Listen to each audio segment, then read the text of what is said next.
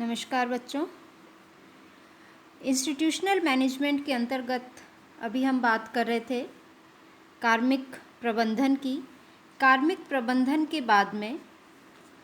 Next topic जो है वह है कार्मिक प्रशासन।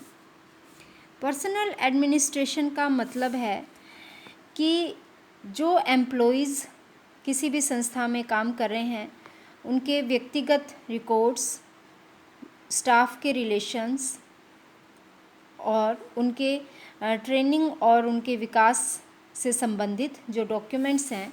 उनको किस तरह से रखा जाए, उनके रिकॉर्ड्स को किस तरह से मेंटेन किया जाए, वह सभी इस प्रशासनिक कार्य के अंतर्गत आते हैं। इसके अंतर्गत जो मुख्य 4 बिंदु हैं जिन पर काम किया जाता है वह है personal records, staff relations, man power research और लास्ट ट्रेनिंग एंड डेवलपमेंट। सबसे पहले हम बात करते हैं पर्सनल रिकॉर्ड की। इसके अंतर्गत व्यक्ति जो एम्प्लॉई है उससे संबंधित सभी रिकॉर्ड्स रखे जाते हैं, जैसे उसकी आयु, उसने कब ज्वाइन किया, उसके काम की कितनी लेंथ है, मतलब उसकी सर्विस का कितना टाइम हो गया है, उसकी योग्यता क्या है, उसकी क्षमता क्या है, उसे कितना सैलरी दी जा रही है, काम में उसकी परफॉर्मेंस कैसी है, उसे ट्रेनिंग या डेवलपमेंट यानी विकास की कितनी आवश्यकता है, उसका स्वास्थ्य संबंधी क्या स्टेटस है, रिटायरमेंट का टाइम कितना है उसका, और उसको अपने काम में सुधार के लिए और किस किस चीज़ की आवश्यकता है, किस ट्रेनिंग की आवश्यकता है, यह सभी बातें जो हैं उसके पर्सनल रिकॉर्ड के अंतर्गत प्रत्येक एम्प्लॉय की रखी जाती है। दूसरा जो पॉइंट है वह है स्टाफ रिलेशन। तो इसके अंतर्गत किसी भी संस्थान में इस तरह की एक ट्रेड यूनियन बनाई जाती है जिसके अंतर्गत उसको जो उसके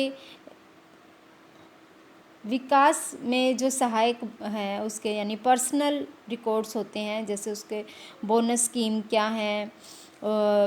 जो एम्प्लॉई है वो कितना इनिशिएटिव लेता है, उसको कम्युनिकेशन के लिए अगर उसका इम्प्रूव करना है तो कौन से मेथड्स यूज़ किए जाएं डिपार्टमेंट के द्वारा, यानी कि उसके डेवलपमेंट की स्कीम्स क्या क्या होंगी। इसके अंतर्गत स्टाफ टू स्टाफ रिलेशन को देखते हुए उसके बिल्कुल पर्सनल रिकॉर्ड्स जो हैं वो रखे जाते हैं। नेक्स्ट है मैन पावर रिसर्च, यानी कि यह उस पॉइंट पर काम करता है जिसमें कि उस संस्थान में अलग अलग जॉब पोजीशन पर काम कर रहे लोगों के जो मैन पावर है वह कितना उसके लिए उस काम को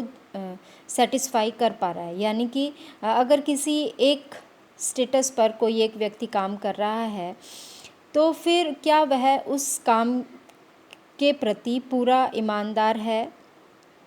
यानी कि उसकी क्वालिफ़िकेशन और उसके हेल्थ के लिए, उसके पर्सनैलिटी के अकॉर्डिंग क्या वो वर्क पूरा उसके लिए सही है, या फिर वो उससे ज़्यादा भी दे सकता है तो उसके लिए दूसरी फर्दर फ्यूचर में दूसरी पोस्ट उसको रिकमेंड की जा सकती है। इसके लिए ये पूरा एक रिसर्च का काम इंस्टीट्यूट में होता है और लोगों को इस प्रकार से देखकर और फिर उन्हें सूटेबल जॉब के लिए रखा जाता है, या फिर अगर उनके लिए अनसूटेबल है तो फिर उसका भी ध्यान इसमें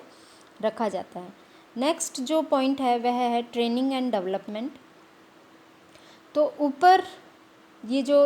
3 पॉइंट्स हमने देखे, इसके बाद में जजमेंट करने में आसानी हो जाती है कि किस व्यक्ति को किस तरह की ट्रेनिंग की आवश्यकता है ताकि वह और अपने अंदर विकास लाए और अधिक विकसित हो पाए और संस्थान के प्रति अपना 100% दे पाएँ। ये जो ट्रेनिंग और डेवलपमेंट प्रोग्राम्स हैं ये समय समय पर एम्प्लॉइज़ को दिए जाते हैं।